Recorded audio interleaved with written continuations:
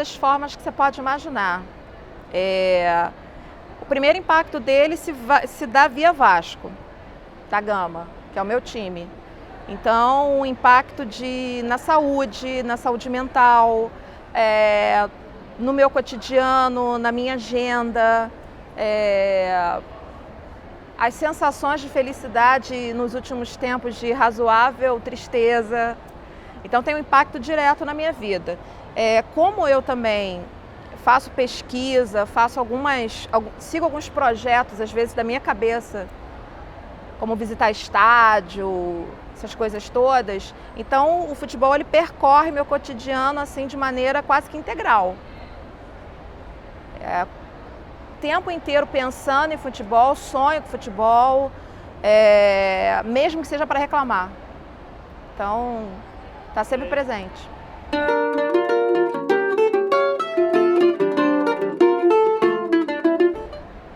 Primeiro foi a paixão pelo Vasco, que eu fui criada com meu pai, que ouvia a Rádio Nacional a noite toda, ele era fumante.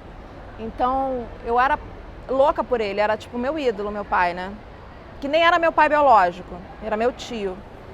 E ele ia dormir muito tarde e ficava ouvindo o Dulce Camargo. E ele era vascaíno, meu pai. E isso já me tornou meio inclinada a ser vascaína. Mas ele não ligava muito, não. Eu é que fui cada vez mais me aproximando do Vasco. E quando eu tive uma perda familiar muito significativa, né, foi meu irmão, o Vasco foi a quem eu me agarrei para poder suportar um pouco o peso da saudade, o peso da perda de modo geral. E foi um ano, por acaso, muito bom para o Vasco. Foi 89, foi o ano que o Vasco foi campeão brasileiro. Mas mesmo se não tivesse sido também, a amizade seria formada do mesmo modo. Então o Vasco, ele é um grande amigo meu, mesmo quando ele perde. Ele é alguém que me ajudou, eu acho que sempre vai me ajudar a me confortar do mundo.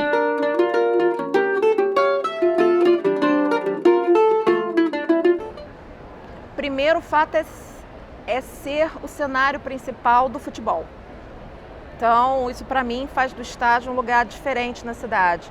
Porque futebol para mim é um evento único. Ele promove experiências únicas.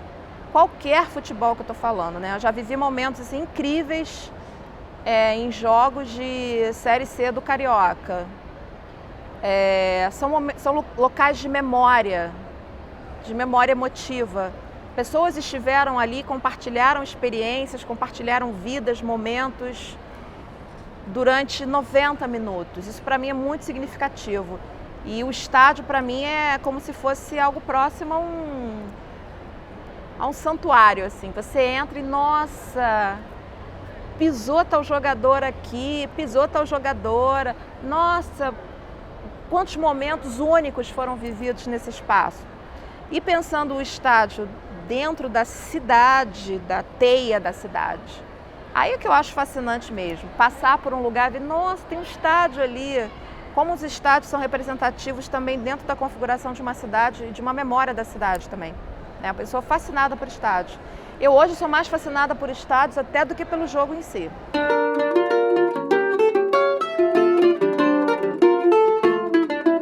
Olha, mudou muita coisa e muita coisa para melhor. E muitas coisas foram mudadas para melhor também, em grande medida, por conta da reação das próprias mulheres. Então, hoje a gente tem movimentos diversos de torcedoras que dizem, não, eu também quero participar do espetáculo, né? E os estádios se tornaram lugares mais seguros nesse sentido, mais acolhedores. Porque nunca foi muito acolhedor os estádios de futebol para as mulheres. Talvez nos anos 20, né? A gente via aquelas mulheres que eram sócias, que transitavam com certa facilidade pelos estádios. Mas a partir do momento que os estádios se popularizam, começa a se criar um imaginário de que o futebol não pertence à mulher. Então não é só uma questão de segurança, da estrutura do estádio. É uma questão de uma atmosfera que começa a se fortalecer e ser compreendida como: isso aqui não é lugar de mulher.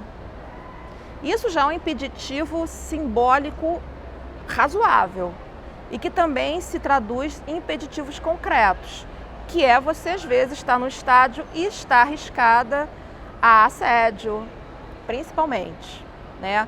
A ser deslegitimada como torcedora. Isso para mim é de uma violência terrível. Tá no estádio, alguém olhar para mim e não levar em consideração ou não acreditar que eu sou tão torcedora quanto um homem. Isso para mim é uma espécie de morte, assim. Então acho que hoje em dia, com os movimentos, com o crescimento da participação das mulheres no espaço do futebol, no jornalismo, nos gramados, tem melhorado muito, muito, muito a situação das mulheres para estarem, participarem do futebol. Existe um público gigantesco de mulheres ávidas por isso, né? E eu acho que hoje em dia se tem se sensibilizado mais com essa possibilidade.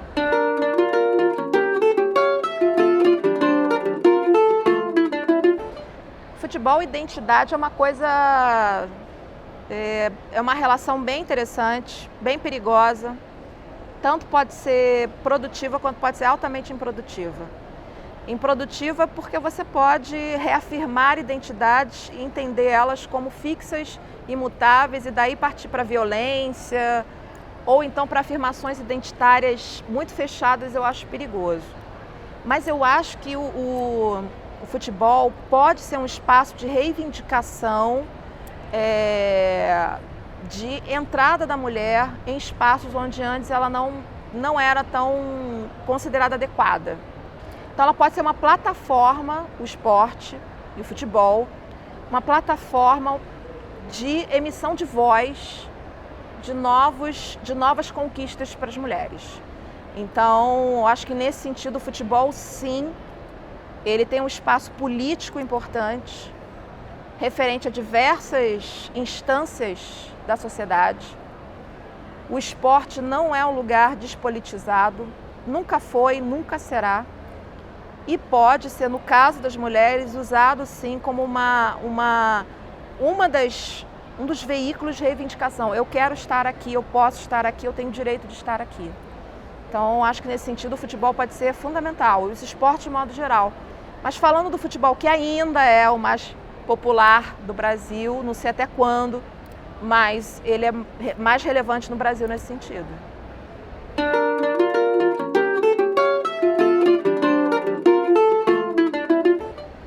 O papel das mulheres? Eu acho assim, eu tento não lidar muito com essa categoria feminino.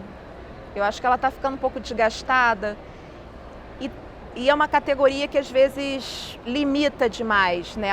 O feminino é o docinho, o feminino é o rosinha, não. Eu penso no lugar das mulheres no futebol. Elas são um público consumidor potencialíssimo e a gente tem que pensar nisso? Tem.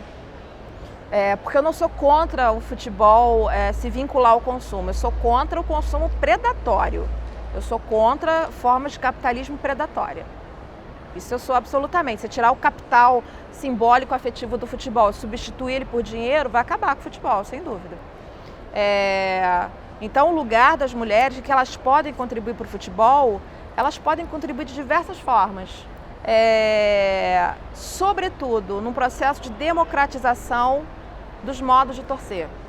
Não que a mulher tenha um modo diferente de torcer, eu não acredito que exista um modo de torcer diferente da mulher, dá para o homem. Mas o fato dela estar ali significa que é uma pessoa que durante muito tempo, pelo fato de ser mulher, foi excluída, hoje ela pode ser inserida. E dentro de grupamentos de mulheres podem haver formas identitárias diversas. Então eu espero futuramente ver grupamentos de mulheres torcedoras, ou mulheres mistas, não sei, mas o fato de ter uma identidade diferente, uma presença diferente que não seja só o homem é fundamental. E nesse sentido, a presença da mulher, eu acredito que ela vai abrir espaço para uma presença mais dificultosa, que é da população LGBT. Isso sim é problemático. problemático no sentido de que nos estádios ainda se tem um sério problema de homofobia. Vimos isso no jogo do Vasco. Isso que a torcida gritou no jogo do Vasco, diversas torcidas gritam, e eu celebro muito o fato do jogo ter sido parado naquele momento, né?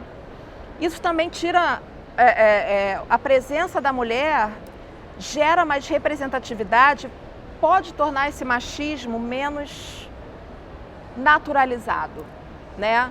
Não que não existam mulheres machistas, óbvio que existe, mas muitas mulheres são machistas porque elas incorporaram esse discurso de tal modo que é natural, elas não se percebem enquanto tal. Então, a presença das mulheres nos estádios significa que, de algum modo, há uma reconfiguração de público, e toda reconfiguração de público no futebol é bem-vinda. O futebol precisa ser democrático de fato, entendeu? Torcida é de todos e de todas, e de todos os modos também.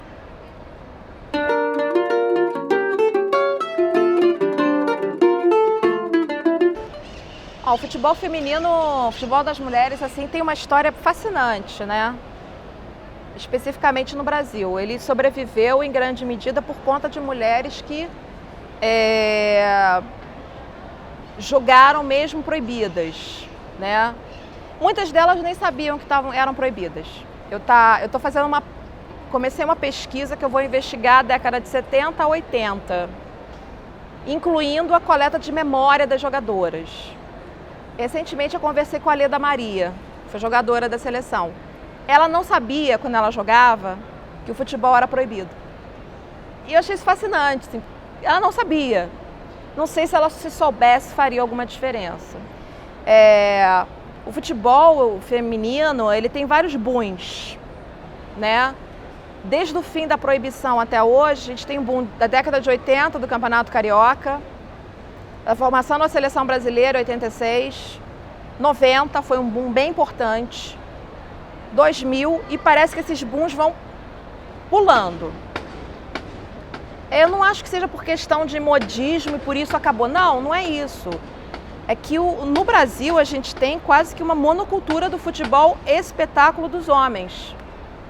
Porque do mesmo modo que o futebol feminino ele tem muita dificuldade de se consolidar, diversas outras modalidades esportivas também têm.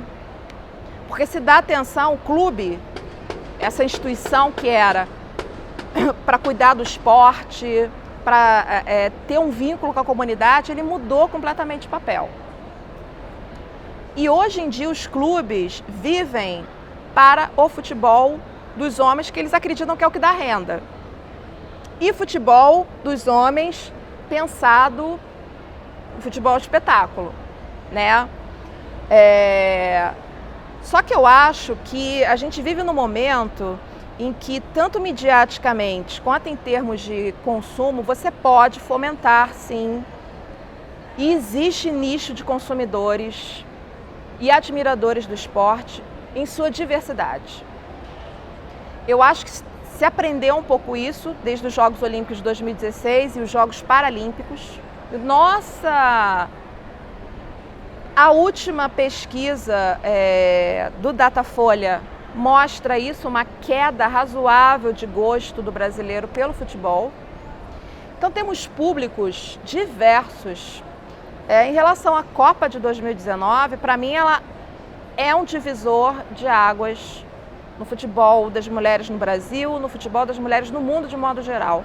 Você tem como cenário a França, um recorde de visibilidade, um recorde de audiência. Então eu acho que houve uma certa comprovação de que financeiramente o futebol das mulheres é viável, sim. Eu acho que a Europa já entendeu isso, parte da Europa já entendeu isso. O Brasil, não sei se ele vai entender, mas deveria. Para ele entender isso, seria necessária uma participação mais efetiva dos clubes. No caso do futebol, eu acho que os clubes são fundamentais. O vôlei conseguiu sobreviver sem os clubes, né? E eu acho que faz até bem aos clubes de vôlei não se vincularem a clubes de futebol, porque é um outro tipo de público. Eu adoraria que o Vasco tivesse um time feminino, né? Tem, mas não é tão competitivo assim. E o momento é o momento de investimento, é o momento de maior seriedade, é o momento de leis também que estão sendo postas em prática da Conmebol. A partir de 19 agora é válido, tem que ter modalidade. Eu espero que não seja uma moda. Tem tudo para não ser uma moda. Porque existem milhares de meninas, de jogadoras que querem atuar. E existe público para isso. Agora vivemos num país, um país esportivamente muito limitado. Aí eu já não posso garantir para você que contratamos a Pia, e de repente amanhã tudo se desmancha. Né? No Brasil, tudo que é sólido se desmancha no ar. Algumas coisas com razoável facilidade. Né? E o futebol está dentro dessa dinâmica esportiva que não sabe lidar com outra coisa que não seja futebol espetáculo. Sabe lidar com o vôlei, o atletismo vai ali aos trancos e barrancos, consegue, mas a gente não tem uma cultura esportiva de fato, entendeu? E talvez o futebol das mulheres ainda sofra consequências também disso.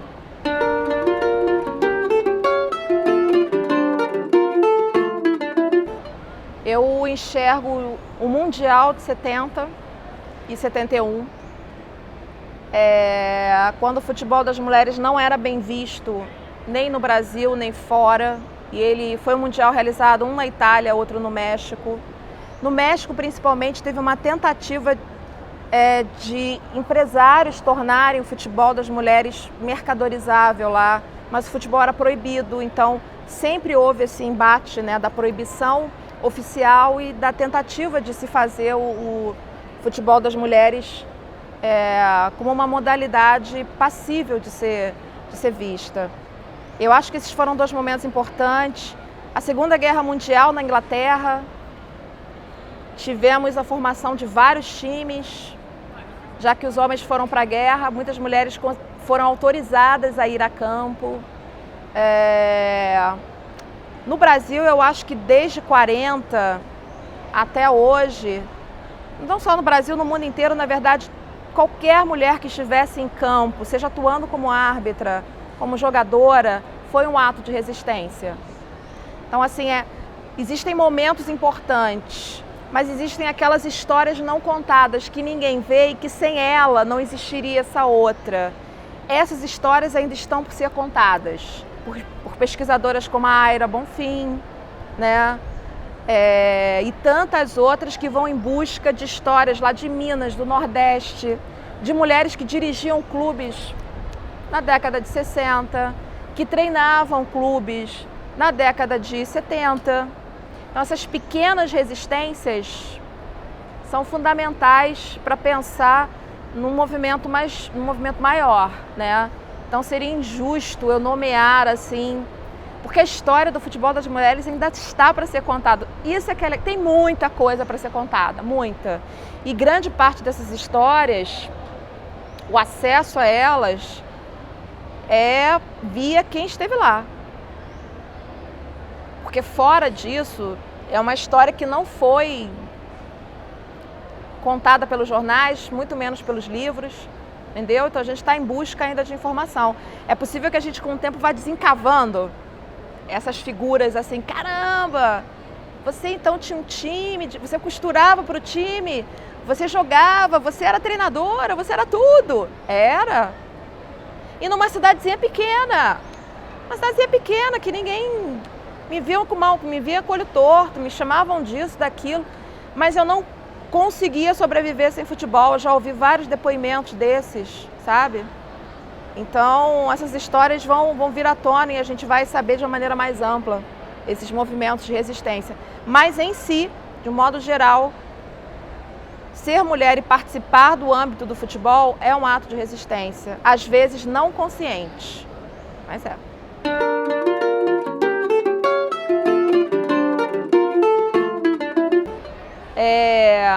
O corpo também é uma forma de expressão, cheia de significados culturais. O corpo do futebol, no Brasil, ele é interpretado. Vamos pegar a seleção brasileira como exemplo, tá? Se pegar clube, varia muito.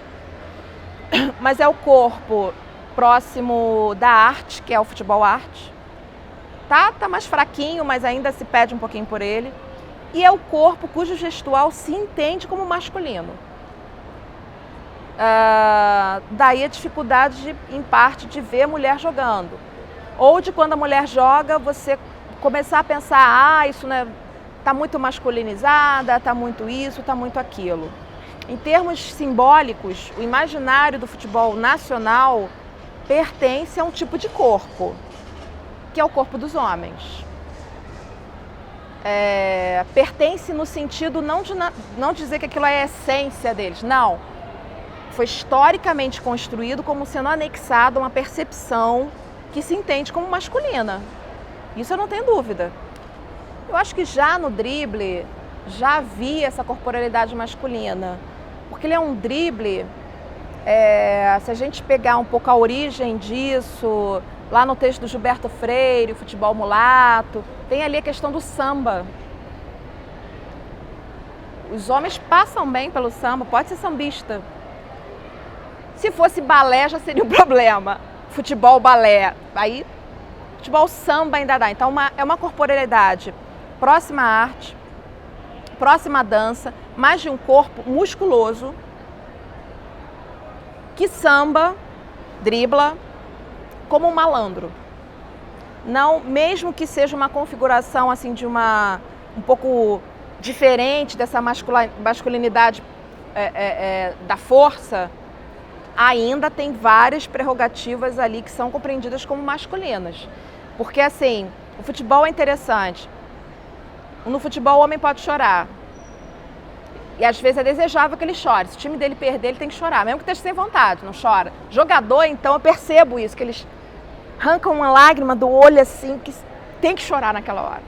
É um dos únicos lugares onde o homem pode chorar, né? E no futebol e no samba, o homem pode dar uma sambadinha ali, dar aquele drible, aquela malemolência. É o malandro brasileiro, não é a malandra. Que, aliás, é uma figura que nem existe. Né? Você imaginou uma malandra de chapéu? Não existe. Mas a gente tem uma cobrança muito grande na corporalidade das mulheres que a gente não tem com os homens. Então, os homens podem raspar o cabelo, o Ronaldo pode fazer aquele cabelo horroroso da Copa de 2000, porque era horroroso aquilo. E um monte de menino imita. Ai, que bonitinho, eu queria ver se uma mulher fizesse. A Cici, por ter raspado o cabelo, coitada.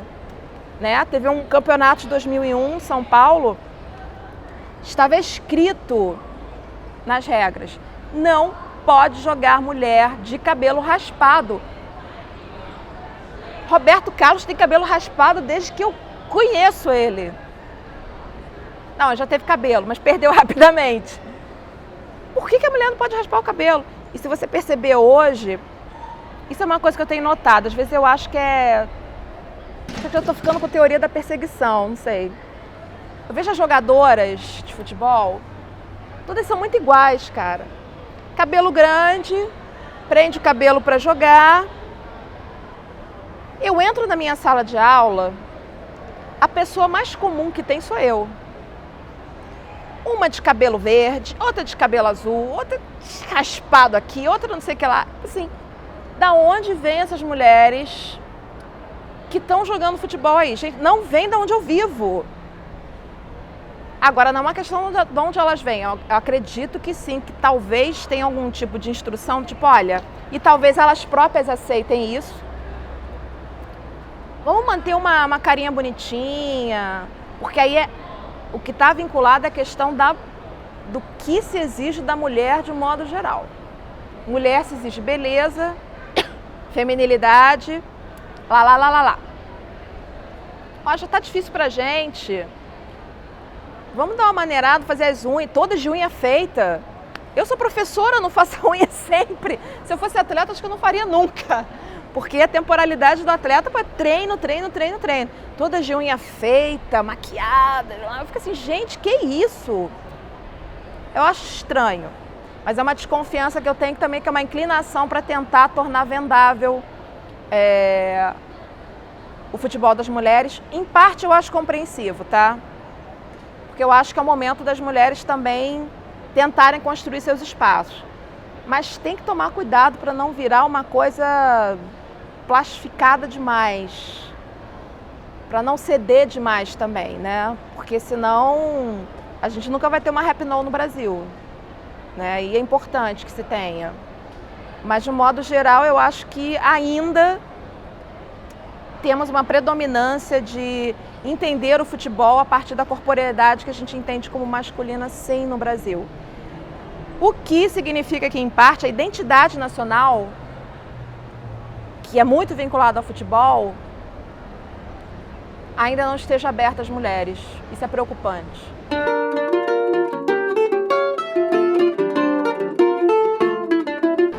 Melhorou muito. Melhorou em termos de representatividade, né?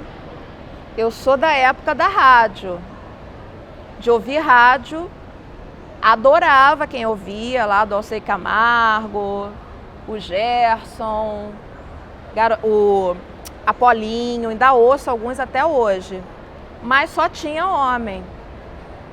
Então eu imaginava que se eu quisesse ser jornalista, por exemplo, se não tem mulher aí, então não existe, né? Muitas meninas, muitas mulheres devem ter passado por esse processo. Eu acho que hoje em dia melhorou muito. Temos narradoras poucas, jornalistas mais, jornalistas de campo. Temos movimentos das jornalistas contra o assédio.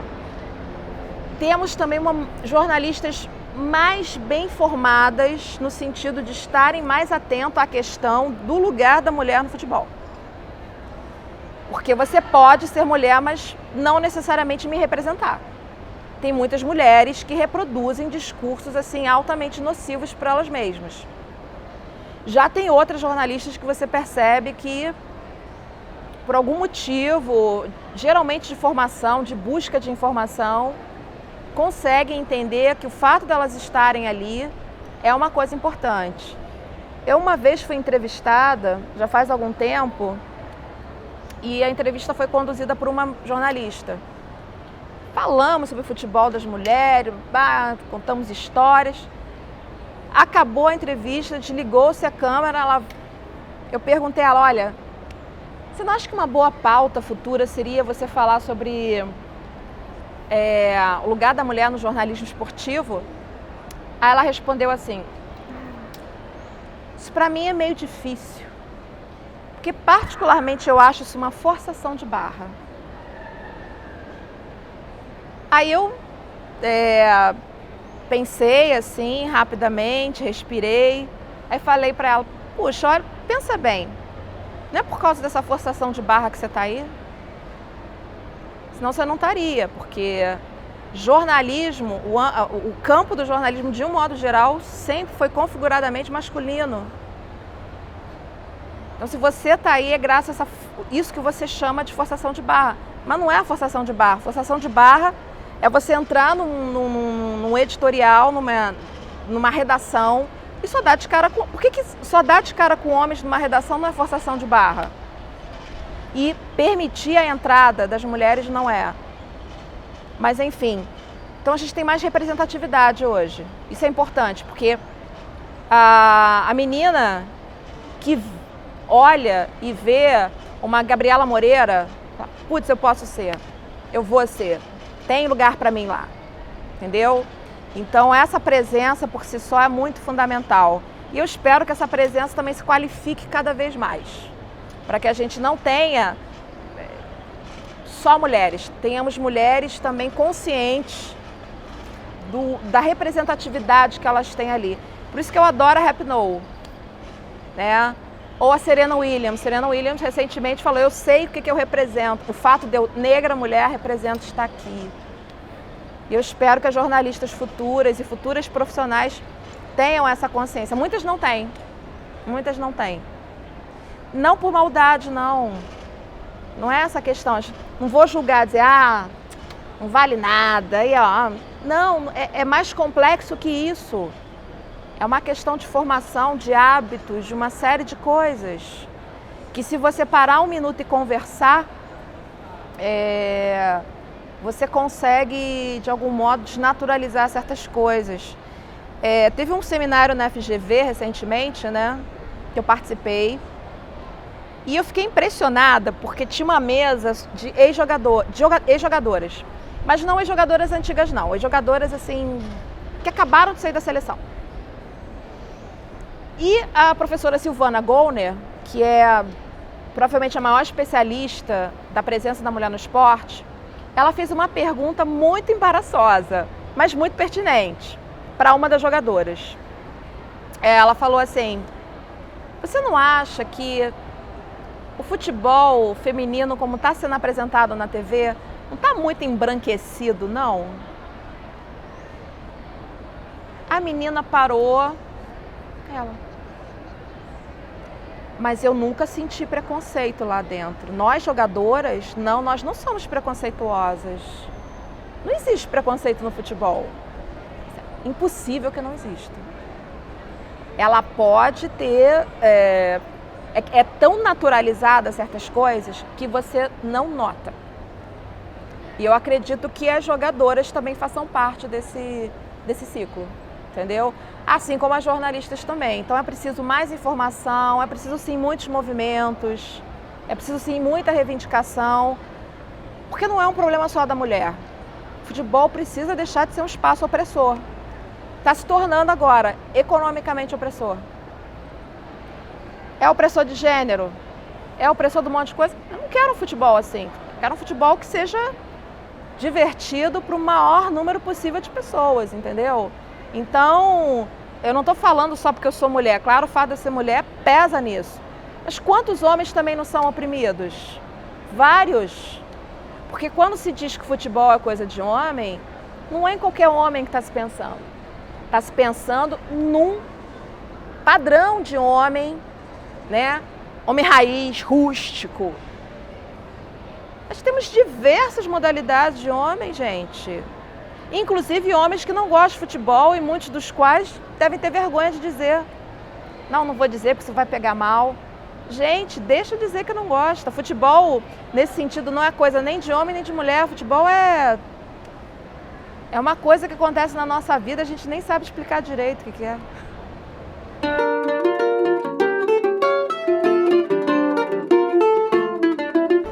Olha, se dependêssemos da mídia esportiva, teríamos basicamente 5 grupamentos de torcedores. Flamengo, Corinthians, Palmeiras, Santos, talvez o Vasco. A imprensa esportiva, historicamente, ela é muito importante para o futebol, para a popularização do futebol, sem dúvida. Mas a cultura futebol, mas ela também teve um papel ruim ao nacionalizar times locais. Eu sou vascaína. Quando eu vejo o Vasco jogar, por exemplo, no Ceará, aí digamos que tenha mais torcida do Vasco que a do Ceará. Eu acho um absurdo isso. Isso não entra na minha cabeça. E, em grande medida, essa nacionalização de clubes, que provocou um enfraquecimento financeiro e simbólico de clubes importantes, locais, isso eu acho muito negativo. Então a gente teve a Rádio Nacional, uma participação direta na nacionalização dos clubes cariocas. Então ela transmitia os jogos para o Brasil inteiro, de Vasco, Fluminense, Flamengo, Botafogo. Hoje em dia, a ideia da audiência, das cotas de TV, também não tem dado muito certo no sentido de democratização de acesso, né, ao futebol. O que inclui o futebol das mulheres. Eu achei milagroso a Rede Globo passar a Copa das Mulheres. Passou só os jogos da seleção brasileira, tudo bem, mas passou. Mas eu fico imaginando se eu morasse fora do Rio de Janeiro. E todo final de semana é jogo do Corinthians, é jogo do Flamengo. É Corinthians, é Flamengo, é Corinthians, é Flamengo. Aí eu penso assim, a desculpa é... Não, porque nós só transmitimos os jogos desses clubes porque eles dão mais audiência. Mas à medida que você só passa, você também cria essa audiência. Então você acaba matando a possibilidade de outros pertencimentos clubísticos. Matando não, mas diminuindo. Porque a TV é um veículo importante. Rádio também, de popularização e de acesso ao esporte, né? Então eu acho hoje em dia o papel da mídia esportiva nesse aspecto. Ela tem contribuído para a formação de times massivos, mas não populares. E existe uma diferença entre times massivos e times populares. Os times populares estão cada vez mais perdendo espaço, seja por conta da precariedade financeira, que também é responsabilidade deles, seja porque existe uma tendência de massificação de transmissão de um tipo específico de futebol, né? Pensando num país em que os meios de comunicação são pouquíssimo democráticos, principalmente os abertos, se a gente estivesse pensando nos Estados Unidos, na Inglaterra, com todos os seus problemas, existe um processo de democratização dos meios de comunicação maior. Pensando no Brasil, isso me parece muito grave. Isso é um dos fatores que me desagrada também tem me desagradado no futebol. Liga a TV, é só aquilo, é só aquilo, é só aquilo. Inclusive na fechada também, é só aquilo. Nas mesas redondas, então, é uma coisa impressionante. É uma visão de futebol muito limitada. Ok, eu entendo a temporalidade dos jornalistas, eu entendo uma série de coisas. Por outro lado, festejo o tempo das mídias sociais, que tem permitido trabalho como o de vocês, trabalho como o Fute Rio, de bradoras, que tem oferecido outras perspectivas de se entender o esporte, se viver o esporte, se obter informação sobre o esporte que não seja reduzido a Flamengo e Corinthians.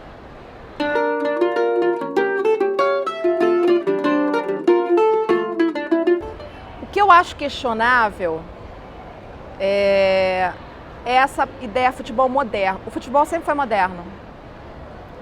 Se vocês um dia entrevistarem o Vitor Andrade, que é um historiador do esporte, o esporte sempre foi moderno, ele é um dos símbolos da modernidade.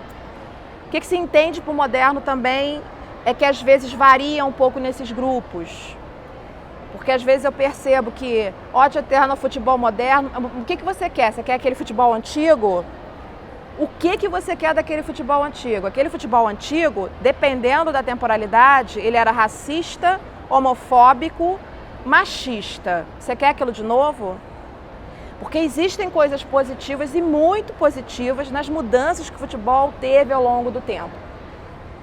O meu questionamento ao futebol moderno é que às vezes se corre o risco de fazer dele um rótulo muito perigoso. Ah, agora eu quero futebol raiz. O que você quer? Quer ficar debaixo de um sol de 40 graus, como eu já fiquei em Madureira, correndo risco de vida para assistir a um jogo? Não, isso é super divertido, mas tem seu limite, né? Você pode conciliar formas em que se respeite a cultura popular, mas também entenda que isso não significa que o povo vai ter que sofrer. Às vezes eu acho que existe uma romantização do sofrimento. Ah, não, é raiz, então tem que sofrer. Então você está pensando o quê? Que quem é torcedor tem que ficar em pé, tem que viver as piores condições. Se ele quiser ou ela quiser, tudo bem. Cria um espaço no estádio só para isso. Mas eu sou a favor dos estádios tenham formas diversificadas de torcer. Inclusive aquela pessoa que não quer ser incomodada. Tipo, porque na luta dos sentidos pelo torcer, às vezes existe um certo autoritarismo. Você é a verdadeira torcedora. Que ele é falso. Torcedor modinha. Por quê? Está baseado em quê? Muitas vezes a base é estereótipo. Eu hoje em dia, com a minha preguiça e com o meu cansaço, eu certamente seria qualificada como torcedora de sofá. Existe essa qualificação, torcedora de sofá. o que é uma diminuição, considerado uma diminuição no seu status de torcedor, porque torcedor de verdade que ele vai lá, tá em São Januário, tá no Maracanã, tá não sei aonde. Gente, eu desmaio pelo Vasco. Em casa. Você não tem noção do que o Vasco, do tormento que é ser torcedor pra mim. É um tormento assim de ficar deprimida, de chorar, de não querer falar com ninguém. Independentemente de eu ir ao estádio ou não. Ir ao estádio é uma coisa fascinante, fundamental, mas não define o que é torcedor. Assim também como não define ficar em casa.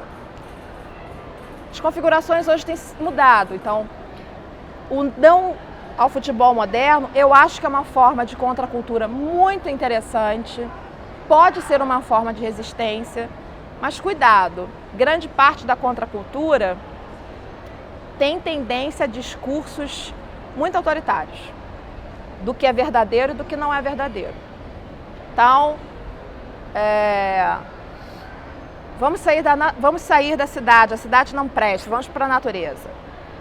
Então, cria esses polos, cidade e natureza, futebol moderno e o outro oposto que eu não sei qual é agora, o antigo, não sei.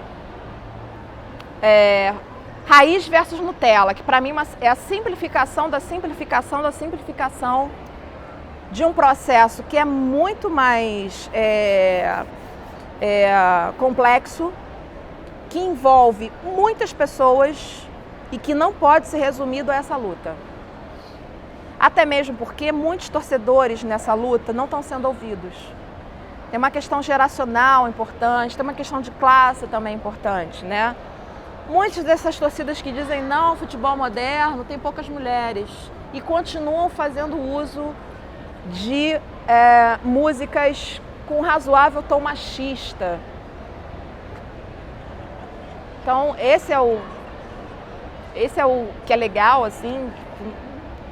Então eu acho legítimo, eu acho bacana, mas cuidado com os autoritarismos e hoje em dia cuidado com a apropriação mercadológica. Você encontra torcida antifa em tudo quanto é lugar.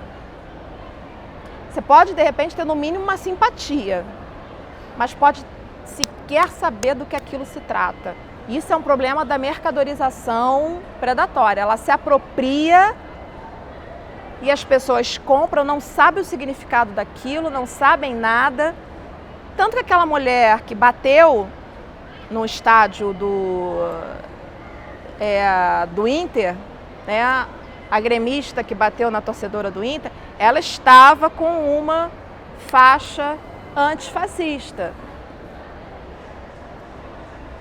Ou ela teve um acesso de ódio incontrolável, que eu acho que também teve, mas que eu acho mais provável que aquilo ali, para mim, aquele evento para mim desmistificou várias coisas. Primeiro, a violência nos estádios não pertence só às organizadas. Aquela mulher ali não segue o padrão que você diria ela do organizado. Ao contrário, ela está com um cachecol da Antifa, né? E ela é uma mulher batendo em outra. Para mim aquilo foi uma cena emblemática, assim, do tipo, gente, olha, tudo que vocês entendem por violência do futebol acabou de ser desconstruído aqui. E no caso do cachecol dela, eu pensei assim, mas ela tá com o cachecol da Antifa. Ué, se ela tivesse, eu posso colocar aqui uma uniforme da Força Jovem e nunca ter participado sequer de uma reunião deles. Esses são os perigos da mercadorização da pessoa que vai comprar e nem sabe o que aquilo significa, nem sabe a história daquilo, não sabe nada, entendeu? Então, como tudo na vida, tem que se ter um tom mais problematizador em relação a algumas coisas, né? E o futebol moderno é uma dessas. Tem o seu lado que eu acho fascinante, adoro as torcidas, adoro a proposta em si, mas tem um lado autoritário que precisa ser revisto. Se eu disser que eu tenho saudade do futebol de antigamente, eu vou estar sendo, no mínimo, leviana. Eu sou mulher, Para mim, é melhor hoje o futebol como está. Mas eu acho que pode melhorar e se tornar mais democrático, incorporando as mulheres pobres, as mulheres negras, as classes menos favorecidas de um modo geral. E eu acho que o futebol espetáculo hoje no Brasil está caminhando para como o país é. Um abismo financeiro, tanto para você participar do espetáculo como torcedor, um abismo financeiro entre clubes com muito dinheiro, outros sem dinheiro nenhum, o que torna o campeonato pouco competitivo. Então eu tenho mais prazer hoje em ver Série B, C, D, do que ver esse futebol glamorizado, assim, que ele não me representa mais, ele não consegue me representar mais.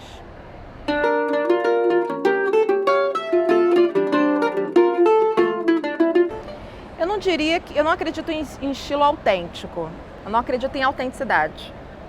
Eu acho que as coisas são complexas, principalmente no âmbito da torcida. Porque se você postula alguma coisa como autêntico, você constrói uma série de caracterizações que são muitas vezes idealizadas, né? Tem muito torcedor que é criticado, na época que tinha as organizadas, aquele que ficava de costas. Isso não é torcedor, ficar de costas, vai ter que acabar com as organizadas. Não querem saber do jogo. Para mim, aquilo sempre foi uma prova de amor incrível. Que é você abdicar de ver um jogo para coordenar uma torcida para cantar para o seu time. Nossa, isso na Argentina, então, isso é incrível. Porque na Argentina existe uma relação com o clube mais forte do que aqui. Então, eu não acredito em autenticidade, de modo geral. Eu acho que existem variadas formas de torcer. E o que tem acontecido, sobretudo com essa, a gente poderia falar, essa elitização do esporte, do futebol especificamente, esse fascínio das arenas, o fascínio do público quase silencioso, porque hoje em dia é muito difícil entrar com tambor, faixa. Eu acho que tem se configurado uma espécie do tipo torcedor ideal, que é aquele que vai ficar quietinho, pode cantar, festejar, tchau. Aquele torcedor que é mostrado na TV, mulher, aí tem a mulher linda, com o filho no colo, a TV adora, né? Senhor de idade também, criancinha chorando. Eu acho que no lugar de pensar se existe um torcedor autêntico, a gente tem que pensar que um estádio de futebol, o futebol de modo geral, deve comportar diferentes formas de torcer e deve respeitar isso. O que eu acho ruim é reduzir, sim, o torcedor ou a torcedora a um mero consumidor. Isso eu acho terrível, terrível. Isso vai estimular hábitos que já são muito ruins no Brasil, que é vaiar jogador e time. Eu já acho péssimo, eu não entendo. E olha que eu tenho um time que é ruim, torço para um time ruim, mas eu não vaio. Pelo menos durante o jogo. Durante o jogo eu tenho que dar força. Isso pra mim, tem gente que vai, beleza. Agora imagina a pessoa que se sente o consumidor. A consumidora. Tô pagando. Desculpa, isso é que eu acho assim, uma coisa que eu tenho dificuldade de aceitar, entender a possibilidade de igualar torcedor a um simples consumidor. Ele também faz parte da paixão clubística o consumo, mas não é a única coisa definidora. Na verdade, eu não sei o que definiria um torcedor ou uma torcedora. Conheço tantas formas de torcer, das mais bizarras, as mais típicas, e são pessoas assim que não tem como medir o amor por um clube, mas são pessoas que têm uma relação com um clube assim de intimidade grande, né? Então, eu acho que o caminho interessante para o futebol é comportar e aceitarmos os diversos modos de torcer e jamais reduzir isso a um denominador comum que é consumo. Não é só consumo. Isso é que eu tenho certa dificuldade de aceitar e problematizar. Ah, vamos problematizar, torcedor também é consumidor. Consome, mas não é a mesma coisa não, senão a gente vai entrar num... Aí vai acabar mesmo. O dia que eu entrar num estádio assim, não, eu sou uma consumidora, aí acabou, aí já era, aí não tem mais por que eu ir.